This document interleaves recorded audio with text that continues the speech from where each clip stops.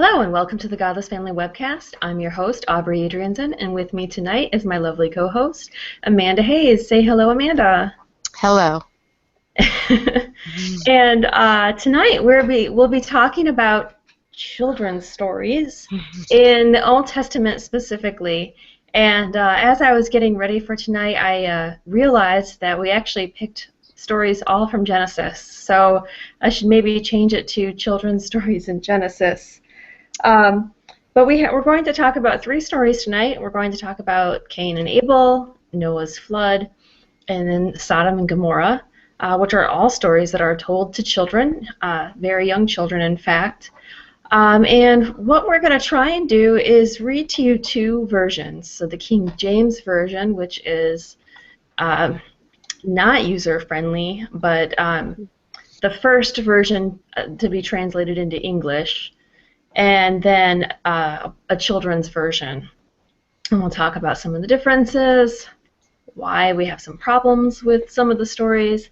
And then next to me is my daughter, Aura, who will be listening to the stories, and she might have some comments or questions related to what we're talking about. You can say hi. Hi.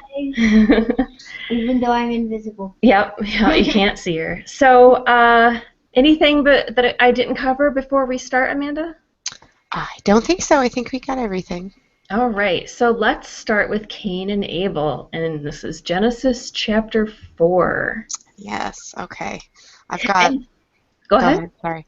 I've got my Bible app on my phone. I have a Bible that my grandfather bought for me when I was 10, and I looked at it and I realized it's called the Living Bible, and so it's nothing like the King James Bible. It's very descriptive, so I had to get the one on my phone because my trusty Bible, not so trusty. So yeah, Cain and Abel, Genesis 4. And Adam knew Eve his wife, and she conceived and bare Cain, and said, I have gotten a man from the Lord. And again bare his brother Abel. And Abel was a keeper of sheep, but Cain was a tiller of the ground. And in process of time it came to pass that Cain brought of the fruit of the ground an offering unto the Lord. And Abel he also brought of the firstlings of his flock and of the fat thereof. And the Lord had respect unto Abel and to his offering. But unto Cain and to his offering he had not respect. And Cain was very wroth, and his countenance fell. And the Lord said unto Cain, Why art thou wroth, and why is thy countenance fallen? If thou doest well, shalt thou not be accepted, and if thou doest not well, sin lieth at the door, and unto thee shall be his desire, and thou shalt rule over him. And Cain talked with Abel his brother, and it came to pass, when they were in the field, that Cain rose up against Abel his brother, and slew him. And the Lord said unto Cain, Where is Abel thy brother? And he said, I know not. Am I my brother's keeper? And he said, What hast thou done? The voice of thy brother's blood crieth unto me from the ground. And now art thou cursed from the earth, which hath opened her mouth to receive thy brother's blood from thy hand.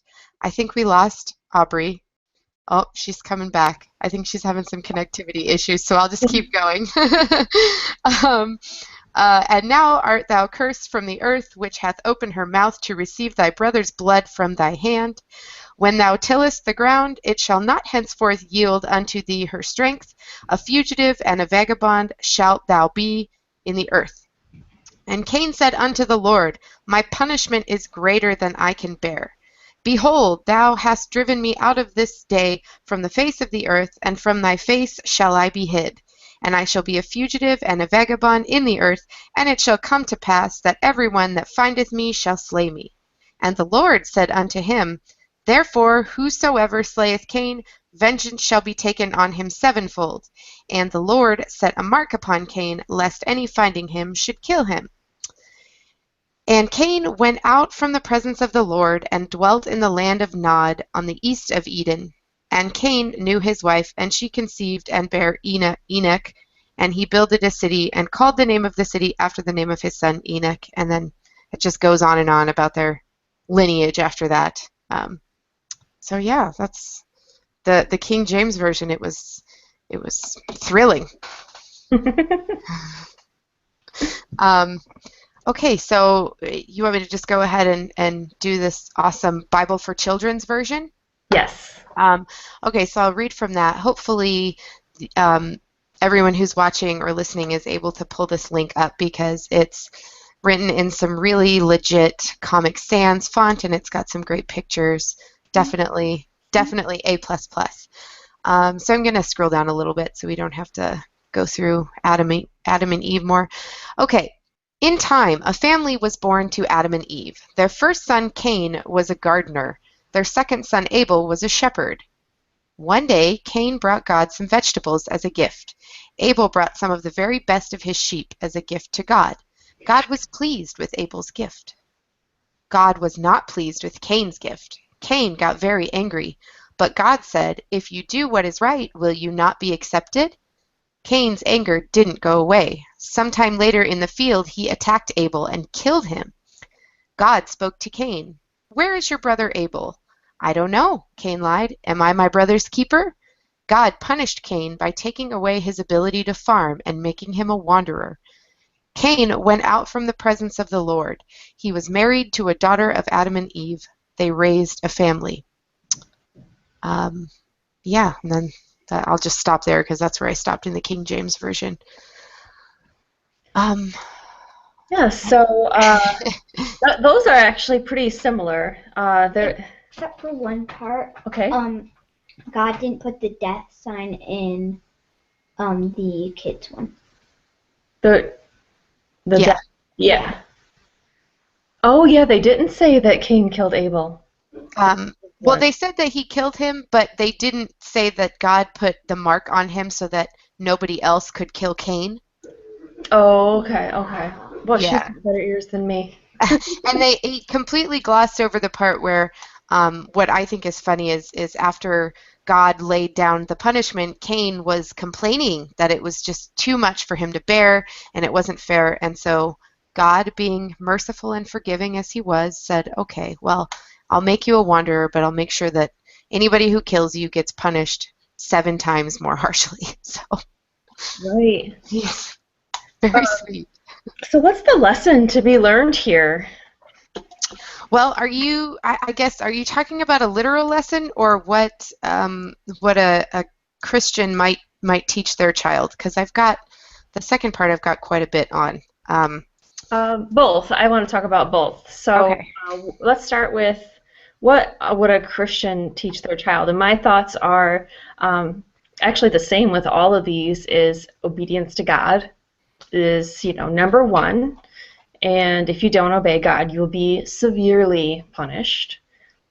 And then if God loves you, then you'll be rewarded. So I see the reward and the punishment in this story. And then I also know that they try to use this to condemn murder. It's like sometimes I've heard some people say, well, murder is bad. Just look at Cain and Abel. God punished Cain for murder. And so that's, one of the, that's how they know. Yeah. So Yeah. Christians know you're not supposed to murder. And so, Especially not your brother. and so what are your thoughts? Well, as far as what Christians say to their kids, I did a lot of research. Oh, you're frozen. I hope I don't lose you. I did a lot of research from different Sunday schools, and they actually had lesson plans and activities that kids could do to understand the story of Cain and Abel better. And the main idea I got from it was that when you give your best to God, you will live a happier life. And opening your entire heart to Him and doing the best you can. However, the common theme was not doing the best you can in life in general. It was doing the best for God. Mm-hmm. It was offering him your best, giving him your best, and also worship and adore him with, obviously in this case, not sacrifice of, lambs or crops, but just opening your heart as much as possible and adore him and appreciate his love and just, understand how much he's done from you and be thankful for that. Mm-hmm. It also talked a lot about um, selfishness and jealousy and anger. As far as I saw one lesson where one of these churches compared it to, it was terrible, but compared it to your mom asking you to clean your room and you instead deciding to do your homework because you thought that would be more fun. You are being very selfish and you're not listening to your mother, and so she has to punish you, and you've put her in a really hard place because she has to punish you because you didn't do what she said, even though you did your homework. So that's definitely that was a great lesson. I also saw a lesson where they said to bring the kids in and give them a bunch of fruit, like some oranges, and have some oranges look immaculate and amazing, and then have some oranges that are like bruised and maybe have some holes in them, and ask the children to pick out the ones they would give to God and the ones they would keep for themselves, and show them that even though the ones that are ugly are still eaten, God would much rather have the prettier ones. So it's important to give those pretty, beautiful things to God. So that's what I found as far as Christian teaching. And sorry, go ahead. Yeah. Well, I was just going to say that's really confusing to me because if you read the story, Cain was a farmer and he raised fruits and vegetables, and his offering was fruits and vegetables. And it doesn't say in the story, in either version, that he gave God crappy fruits and vegetables, just that he gave him what he grew. Right. And that Abel was a sheep herder or a herder and gave him what, some sheep from his flock. So it doesn't say anywhere that Cain was trying to rip off God. So I find that kind of interesting that would be the twist put on the story.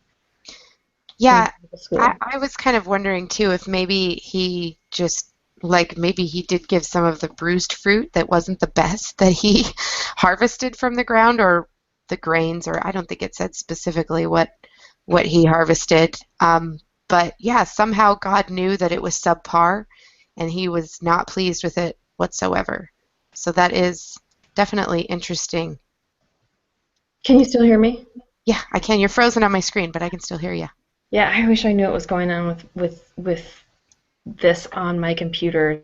This happened last week too. So what are your thoughts about some of the actual lessons learned here, or what, maybe some undertones that it might be teaching people? I definitely agree with what you said about obedience, and especially punishment for not giving him your all or being your best for him. And what really bothers me about that is the common theme for a lot of other parents who feel that way about themselves and their children, demanding absolute obedience or really harsh punishments for, disobeying them. And it's interesting the parallels you have between, you're gone again, it's all me, it's all me. The parallels between parents and their children, and um, God and his children. You have to obey unquestioningly, and I have a huge It is. problem with that. Welcome back. I'm sorry. That's okay. So hopefully things are carrying on well without me. Yep. I just try to keep on going, and yeah.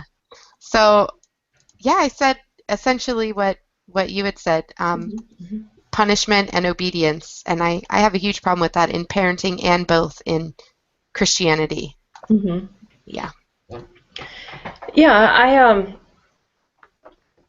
I'm so flustered with this internet thing that I'm losing my train of thought.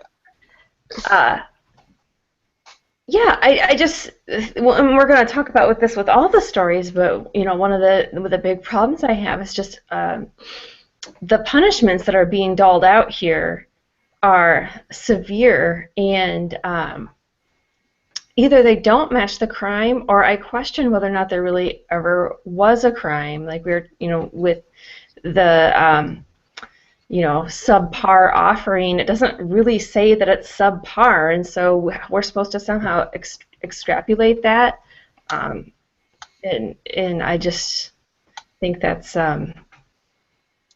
I don't know. I think that's something that people put into it. They put what they want you to think into the story and into these these children's Bible versions. And then you mentioned like what you mentioned about the parenting aspect, this complete obedience. If I tell my child to clean their room, if I tell Aura to clean her room and she does her homework instead, um, I just be like, okay, great, you did your homework. Now go clean your room. Right. I mean, there's both things needed to be done. She just decided to do them in a different order. I don't see how that really requires a punishment. Maybe some redirection. Yes, absolutely. And it certainly takes away your child's autonomy and their ability to make their own decisions and understand the consequences of them later in life when you're just constantly saying, do this and then do this and then do this. And as they grow, they don't learn how to rely on themselves for decision making. So you're just setting them up for failure, I think. Mm-hmm. Mm-hmm. You want to weigh in on this at all? Anything to say? No. Not yet? Okay, that's all right. Anything else you want to add, Amanda, about this story? I don't think so. No. No, I have nothing to add. Okay, let's move on to Noah then. Okay. Oh, do you want me to do that one, or are you going to Yeah, do that? I'm terrified to bring up anything on the Oh, computer right no. now because Okay. anytime I navigate away from Google Hangouts, I freeze. Okay. Real quick then, do you know what chapter of Genesis that is? 6, 6, okay. 6 or 7. Sorry. That's okay. Nope, that's totally fine. Let's see. Genesis chapter 6, verse what? So do you want me to start at 6:1 or at 6:6 when he starts regretting making? 6. Okay. All right. Genesis 6:6. And it repented the Lord that he had made man on the earth, and it grieved him at his heart. And the Lord said, I will destroy man whom I have created from the face of the earth, both man and beast, and the creeping thing, and the fowls of the air, for it repenteth me that I have made them. But Noah found grace in the eyes of the Lord. These are the generations of Noah. Noah was just a man and perfect in his generations, and Noah walked with God. And Noah begat 3 sons, Shem, Ham, and Japheth. The earth also was corrupt before God, and the earth was filled with violence. And God looked upon the earth, and behold, it was corrupt, for all flesh had corrupted his way upon the earth. And God said unto Noah, The end of all flesh is come before me, for the earth is filled with violence through them, and behold, I will destroy them with the earth. Make thee an ark of gopher wood. Rooms shalt thou make in the ark, and shalt pitch it within and without with pitch. Okay. And this is the fashion which thou shalt make it of. The length of the ark shall be 300 cubits, the breadth of it 50 cubits, and the height of it 30 cubits. I don't know what that is. A window shalt thou make to the ark, and in a cubit shalt thou finish it above. And the door of the ark shalt thou set in the side thereof, with lower, second, and third stories shalt thou make it. And behold, I, even I, do bring a flood of waters upon the earth to destroy all flesh, wherein is the breath of life from under heaven, and everything that is in the earth shall die. But with thee will I establish my covenant, and thou shalt come into the ark, thou and thy sons, and thy wife, and thy sons' wives with thee. And of every living thing of all flesh, 2 of every sort shalt thou bring into the ark, to keep them alive with thee. They shall be male and female. Of fowls after their kind, and of cattle after their kind, of every creeping thing of the earth after his kind, 2 of every sort shall come unto thee to keep them alive. And take thou unto thee of all food that is eaten, and thou shalt gather it to thee, and it shall be food for thee and for them. Thus did Noah, according to all that God commanded him, so did he. Okay, that was riveting, as always. And then, of course, There's the flood for 40 days and 40 nights. Yes. Oh, of course. Do you want me to? Everybody I'm sorry. dies.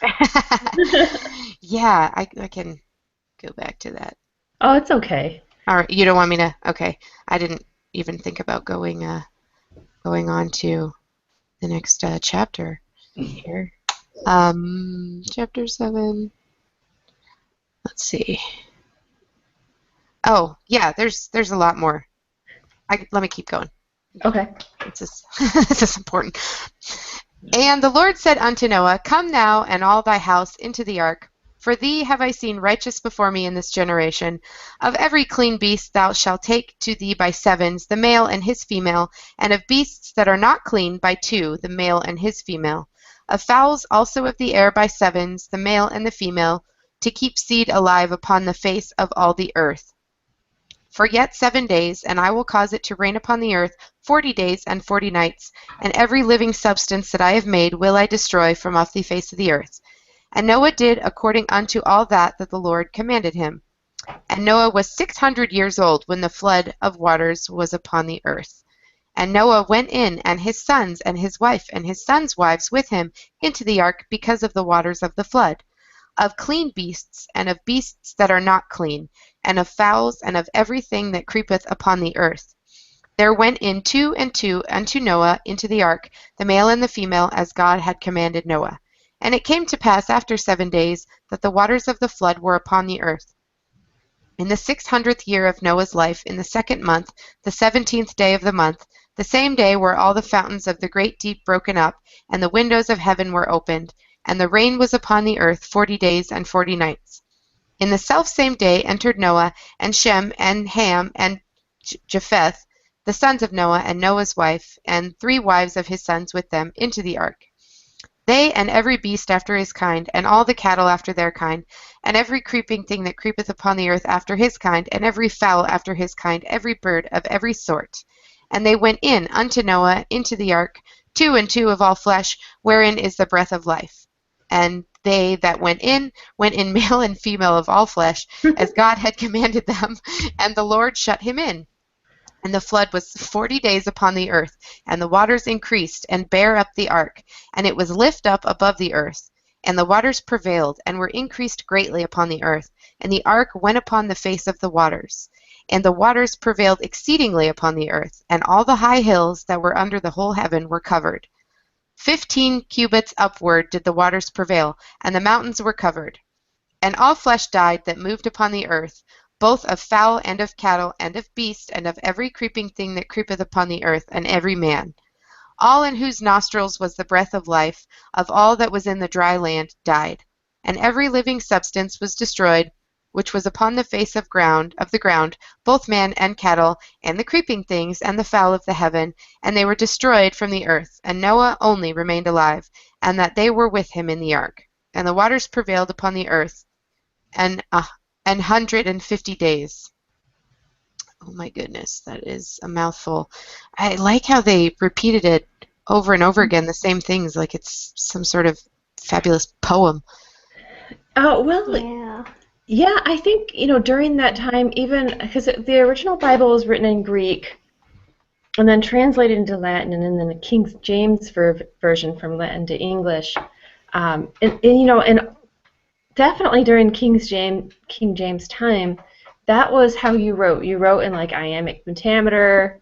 It was just, that was considered eloquent writing, and it could be also during the time of the Greeks that's also how they wrote. I'm not entirely sure. I'd have to look up my literature history on that, but I blame that time period for the way the King James version turned out. So, we don't. I think we can stop though there. Everyone dies. Oh, you sure? You sure? I got a lot more. You sure?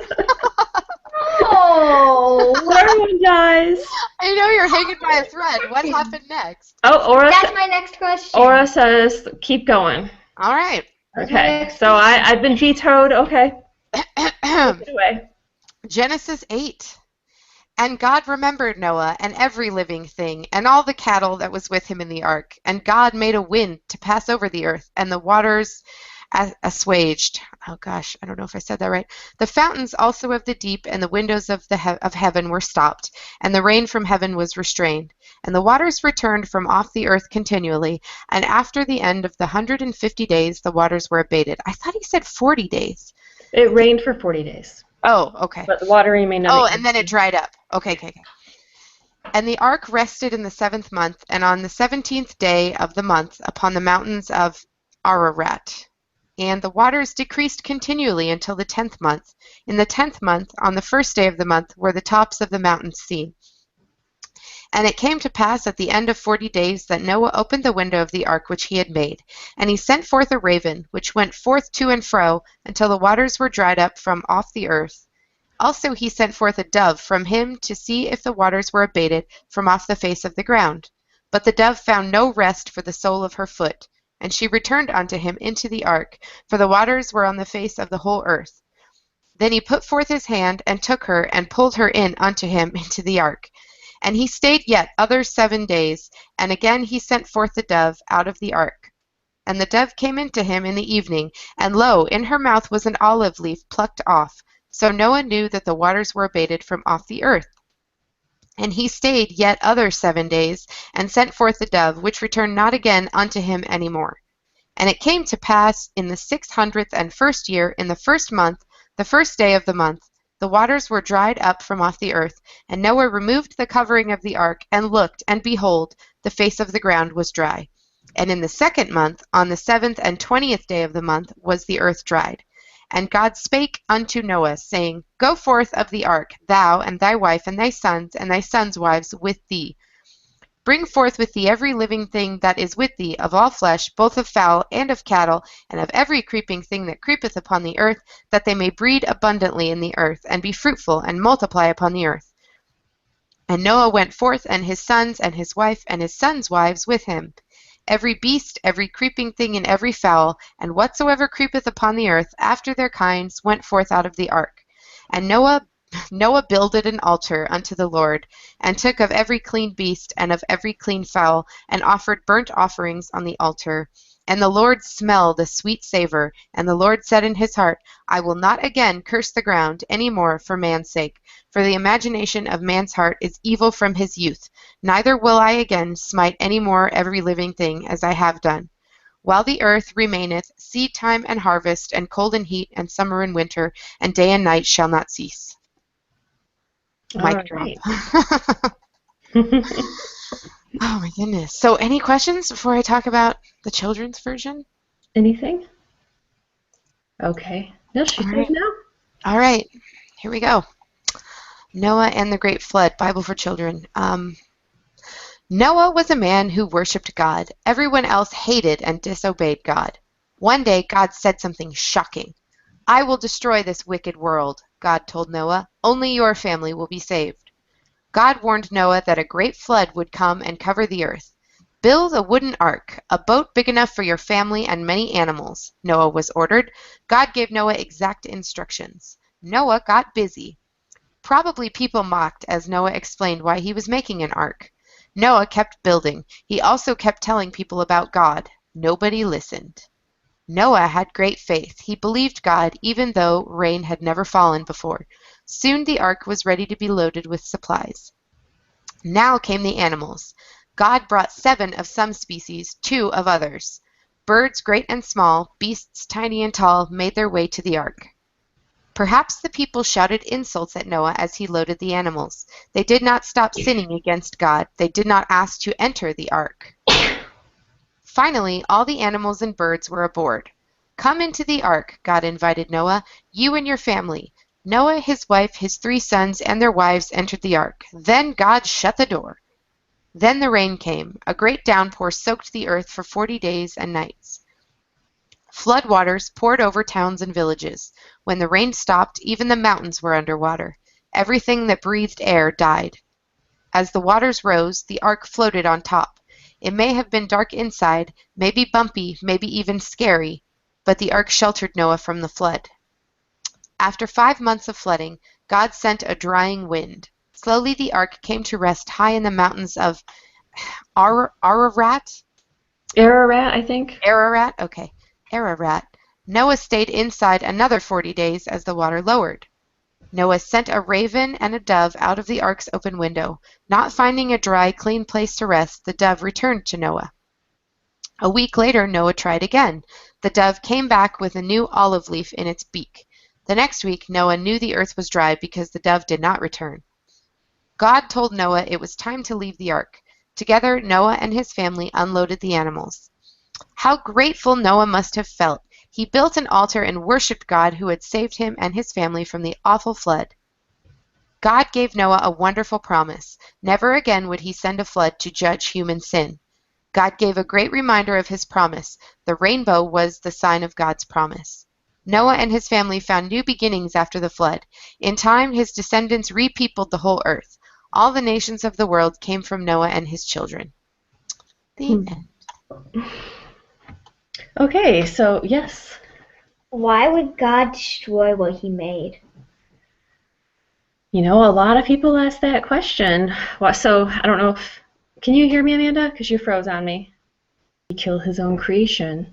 And so what I was trying to say before the call got dropped is that a lot of people ask that question. A lot of people wonder why did this happen? Why did God kill his own creation? And it does say that God was upset with man, that he felt like they had become evil. I heard that. But what I find interesting and very disturbing is this, out of all the people on the earth, only one man and his family was worth saving. And I find that very hard to believe. So you're so distracting.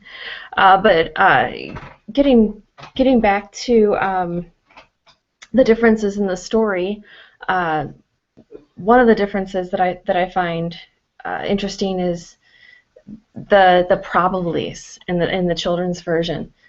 People probably thought Noah was crazy.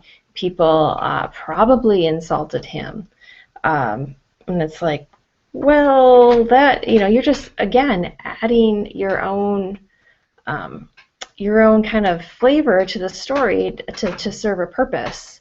It's not in the original version. And then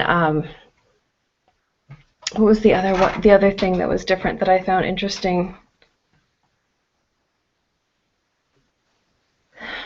I lost it for this particular moment in time. And so anyway, the lesson that people often try to teach children with this story is that Noah was a good guy. Noah obeyed God, and look, God saved Noah. Also, I remember when I learned this story, Noah was good despite all the wickedness around him and despite the jeers he got from the people around him.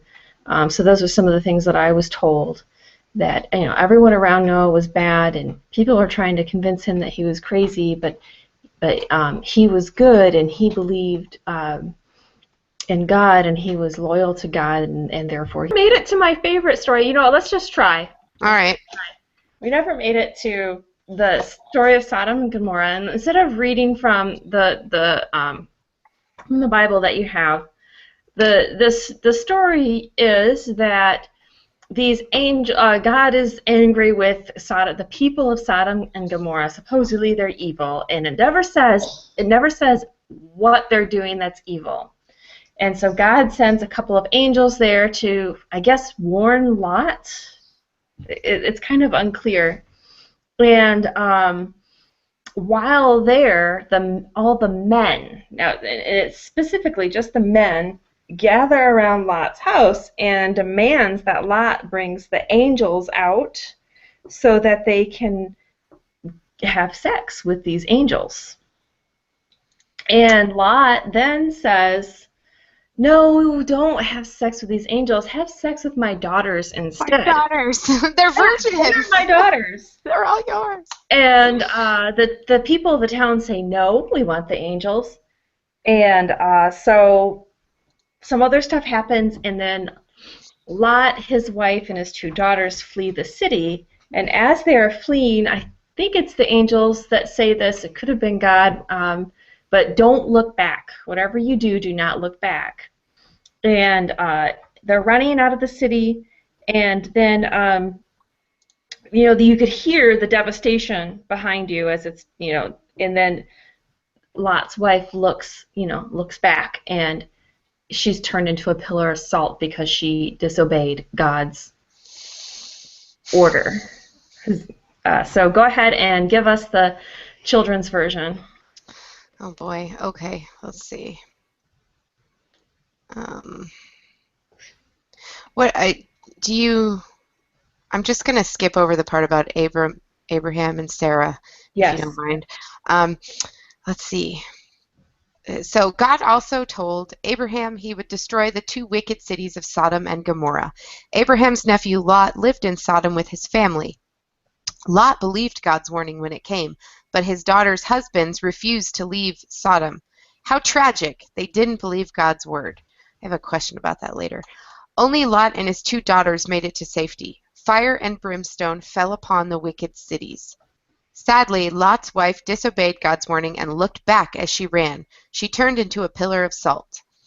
The Lord, oh, no, I think that's it. They completely gloss over Lot living in the cave with his two daughters. Just moves right on. So, Right, yeah, and that's part of the reason why I didn't mention that part is I was pretty sure that wasn't in the children's version. yeah, no, not at all.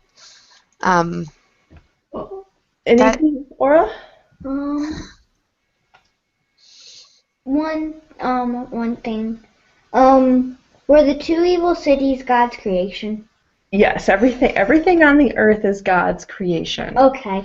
And so the thinking is that man had somehow perverted or changed themselves in the city of Sodom and Gomorrah.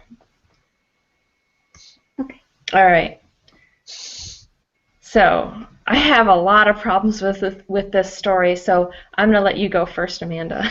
Oh, geez. Well, Unless you really want me to. I don't have anything like insightful to say about it. I'm just like confused what the why the pillar of salt Right. of all ways to punish turning someone into a pillar of salt. That's so completely random. I just don't understand that. But yeah, you go ahead. You probably are a lot more passionate about it. Oh, hold on. Let's see. He said, Lot believed God's warning when it came, but his daughters' husbands refused to leave Sodom. But I thought in the Bible he said that his daughters were not married. They were engaged, I believe. Okay. And we can go back and look at it, but I don't believe the Bible says why the fiancés didn't leave. I don't think it says, or maybe it says that. I didn't. It's been a long time since I read that, so I can't remember. But yeah, so yeah, there's all kinds of like what lesson could you possibly teach here that it's okay to hand your daughters over to a horde of horny men as long as you're obeying God's word? What the hell? And then the whole thing with Lot's wife turning into a pillar of salt really makes me mad because I imagine that is just like instinctive. You hear a big boom behind you. What are you going to do? You're going to look behind you. It's reflex.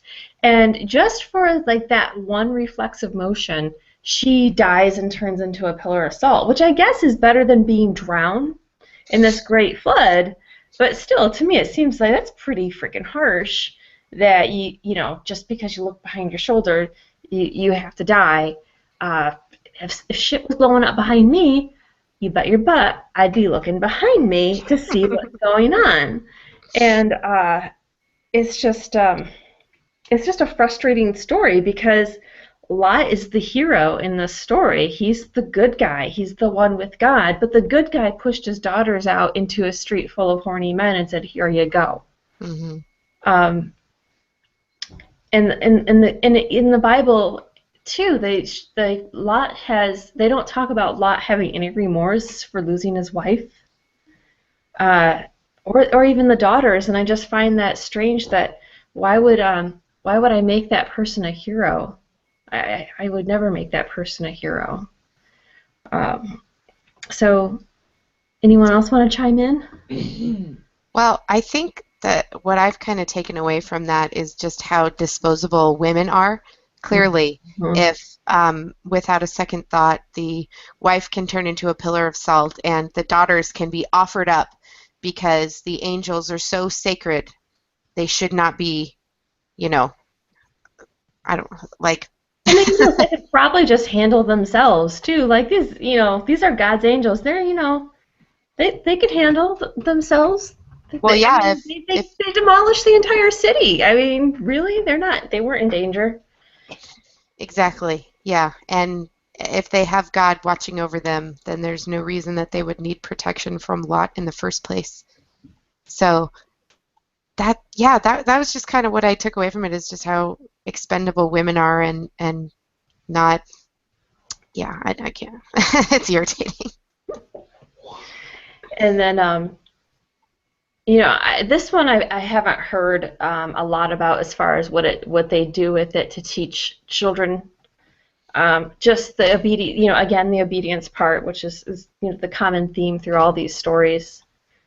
But also, I've heard this story being used to defend anti-gay, Hmm. people who are anti-gay. Well, the people of Sodom and Gomorrah, they were uh, in what's the word I'm looking for? They were engaging in sodomous acts, and that's why they were wicked. And like, well, it doesn't actually say that's what they were doing, except for that one part with the angels. It just says they were wicked, and I don't know. There's a lot of to me. That's a lot of extrapolating, and again, reading into it what you want. Hmm. Adding your own flair, if you will, to these stories to make it come out with the lesson that you want to teach. Uh, yes? Which we don't understand. Which we don't understand? Yeah. Well, that's my Unless you do. point. That's my point is people who teach these stories to children are adding their own interpretation into the story or putting in extra so that they can teach this other lesson that's not really there to kids, or maybe it's there, but so much of it's probably lost in translation, or you need historical context that might not be there. They're just I just find it fascinating that these are stories that people actually tell their children. Right, yeah, and study every week. And I've seen like going through some of the lesson plans for these Bible stories and like the coloring pages and the different activities, and I'm like, that just sounds so creepy to me to like make light of these stories and how you could they gloss over a lot of it, which I think is interesting, Mm-hmm. and try to make it fun, which is scary because it should not be fun. Genocide is fun. Killing the entire planet, killing a couple cities. Well, that's okay. It's okay as long as you're with God. Mm-hmm. Yep. Plus, it's like even with the story of Noah and with Adam and Eve, that one family repopulated the entire earth. You Uh-huh. know what I mean? The implications of that biologically is a huge problem. Although the Bible kind of ignores that completely. So probably there was no issues between brother and sister having children together, but still, that's also something that should be addressed. Right, right. Yeah, and they do say that in the children's version that Noah and his family repopulate the earth. And you've got to think that there's at least a couple kids sitting in that Bible study class going, "Ew." Yeah.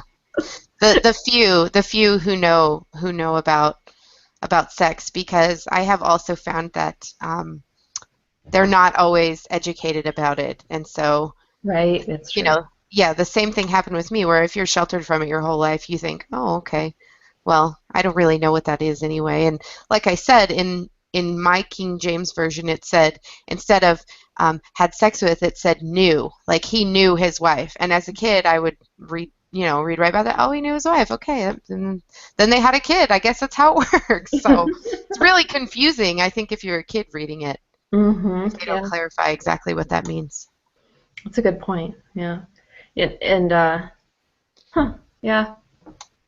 See, my children know about sex though because they asked too many questions, and I eventually had to just divulge the information. So I can just imagine like what they're thinking, like, ew, Yeah, they had to do what? I know. And I would um, always love to hear. I would like to go. I was thinking about this. I would love to go to Bible study, like as a child, like a child's Bible study, you know, knowing what I know now or being enlightened about some of these things, and then just hear the answers to my questions. If you ask something like that, Noah's family repopulated the whole earth, so, what does that mean? And then have them tell me specifically how that's possible and how, it just, yeah. I would love to hear their justifications for all of these mhm. questions, about why. I think that my friend Kyra said that your daughter asked a question about Noah's flood, about why would God just decide to kill off one of his own creations. Is that what she asked? Is that Yes, okay? yes. How did you answer her? Just curious, because I I missed it. told her that's an answer that a lot of people have trouble, that a lot of people struggle with because of the whole predestination thing, that God has predetermined everything that will happen on the earth. So why then would he be angry at the sin of man, and also uh, out of all the people on the planet, why is Noah the only good one? I mean, I find that hard to believe, and I think a lot of people find that hard to believe. So how did Noah? It doesn't explain how Noah managed to gain his favor. And Mm-hmm. then again, the confusion with like, well, why do all the plants and animals have to die? What did they do? And so I think it's a confusing line of reasoning for a lot of people. Right. Well, Um, and a lot of people say also that one of their justifications is that God gave us free will, and so that really goes against what, as far as God being all knowing. Um, I think omnipotent is what my husband calls it. So yeah, that mhm. doesn't make sense to me either. If he gave us free will, Omniscient is then all knowing. Omnipotent is all powerful. right. Okay, omniscient, you said, is what that is. Yeah. Okay. Um, yeah. So I mean, if he knew everything that's going to happen and he gave us free will, like he would have known that the people of the earth had the free will to sin and make it evil, and then he could have either just like not made it at all, or I don't know. It doesn't make sense to me. It doesn't make sense. Yeah. So that's basically how I answered it. A lot of people just don't know it. There's a lot of pieces that just don't make sense. Um, the only other thing that I can think of is just the making an extreme example. Like, I'm going to make an example, Hmm. and I'm going to save this one family, and they're going to witness it all so that they can tell this story, and this will never happen again, which of course it does. Hmm. Um, and so, but anything else? I have one question. Stop. What'd you say? Go ahead. Um, I noticed that they, in the King James version of Noah, they were talking about seven of the clean animals and only two of the unclean beasts or whatever. Do you know what was considered clean and unclean as far as animals? That would have been, I don't know if it's before the Noah story, but it is in the Bible as far as clean and unclean animals, and those things like, cows would be clean, pigs would be unclean. Basically, food that's legal for Jews and Muslims to eat would be considered clean. Those are clean animals. Oh, okay. So chicken, cows, sheep, um, fish, but not shellfish. Right. But definitely not pig. Okay. That makes sense now. All right. I haven't read the entire Bible. I'm not afraid to admit it. And after going through all of those passages, I feel like I'm not missing very much. Yeah, I have not read the entire Bible either. I have, periodically I'll go on the Bible Reloaded. They have a video cast, and that's how I'm getting my Bible in. Because it's entertaining enough for me to actually get through it and listen to it all. The only problem is it's not for kids. Right. So there's like way too many penis and vagina jokes for me to sit down and listen to it with my kids. But before that, I'd never even made it all the way through Genesis, and I kind of tweeted about this a little bit today. I read, I don't remember to what part in Genesis, and I'm just like, this is utter crap. And so part of me is like, I can't believe this, I'm done. The other part of me was like, oh, shit. This means I'm an atheist. And I was kind of scared because I was only 12, and I knew that was something you weren't supposed to be. So it was kind of an interesting time, I guess, reading Genesis. I have a question of what religion your mom and dad are. My mom and dad? Yeah. Well, when I was growing up, I was told that we were non-denominational Christian, so like an independent Christian. My parents hate church, never went to church. Yes. I think my dad now is Catholic. I don't know. I don't talk to him anymore. We don't have a relationship. And my mom is kind of teetering with agnosticism. So, yeah, we were just kind of, lazy Christians, I guess. My dad's family is definitely Catholic. Okay. Your stepdad? No, my real dad. Okay. Yeah. Any questions about what we read or any of the stories or what you think? No? She's shaking her head, so. Okay. Anything else, Amanda? I don't think so. I feel like I'm pretty rattled by those technical difficulties. Like I had a plan in my head, and like coming back to it, I'm like, oh, I remember I wanted to say this. I remember I wanted to say that, but it's totally like jumbled and out of order. So I'm gonna say no. Yeah, I'm feeling the same way, and I'm gonna go back in and cut this part out and cut some other parts out before before I post it. Okay. I am really frazzled and upset, but just so people that are still listening know, in 2 weeks we will be back. Amanda and I have decided to change the format of the show so that we are doing. I'll take the. Oh God. Okay. We've decided to change the format of the show, as you know, to include topics that parents would want to sit with their children and listen to.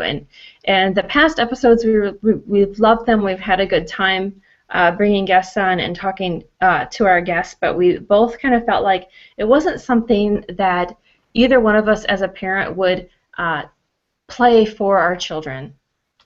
And just a little background for anyone that's still left listening. The whole reason why I wanted to do this webcast was I was listening to different webcasts. I was listening to the Bible Reloaded, to Atheist Hangouts, Prophet Cast, and the Herd Mentality, and I really wanted to listen to them in the car or play them when I was cleaning and just kind of have it on as background so I could keep up with what other people are doing, current events, different ideas going around the atheist community. But also, I didn't want to just be sitting on the computer all the time listening to these podcasts. But I couldn't play them when my children were around because I never knew what was going to come up in the topic in the conversation. So I thought, well, I'm going to make this webcast that allows other people to do this. So that's the whole birth of the Godless Family webcast. And I asked Amanda to join me on this project. And so we've done 20 episodes. This is our 21st episode, and Amanda and I kind of had, exchanged some emails when we discussed this, and we thought, well, this still isn't, what we were originally talking about. This still isn't a webcast where parents are going to sit down with their children and listen. So we're going to do this a little differently. We'll still bring guests on, but the guests will be more sporadic, based on topic. We're going to pick a topic, and then if we know someone who is more or less an expert on the topic, we're going to try to bring them in. But we want this webcast to be something where parents are listening with their children and hopefully asking questions, either to us or to each other, and it's sparking conversation. And hopefully later on, Aura and I will have some conversations based on what she heard today. And because Amanda and I are going to do a lot more work in the background, reading the verses, later on, of course, doing some research, we decided that it would be better to do this every 2 weeks instead of every week. So that's the changes to the webcast. And so in 2 weeks, we're going to cover children's stories, or stories that are typically taught to children from the New Testament.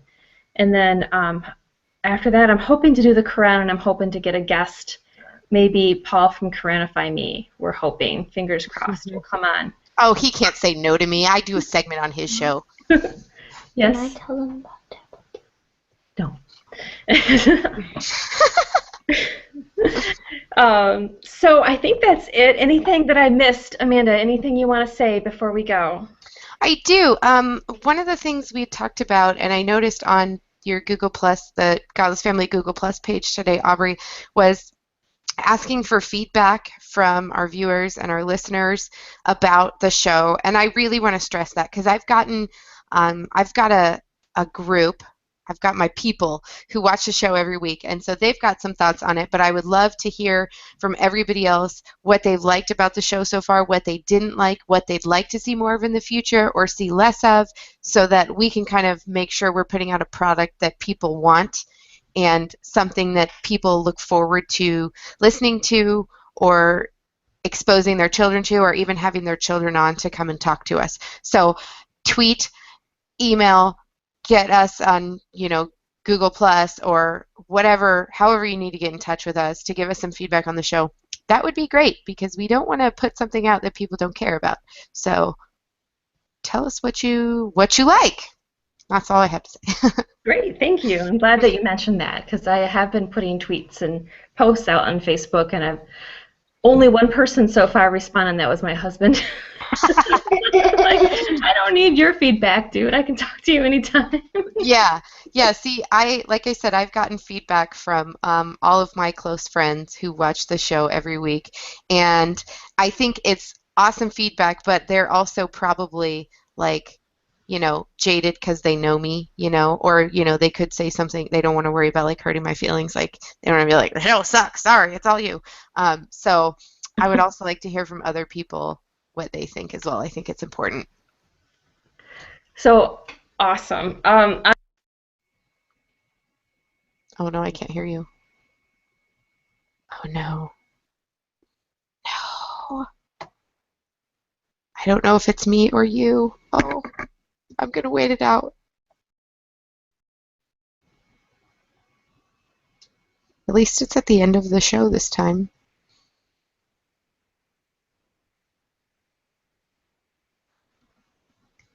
All right, I'm gonna go. I'm hungry.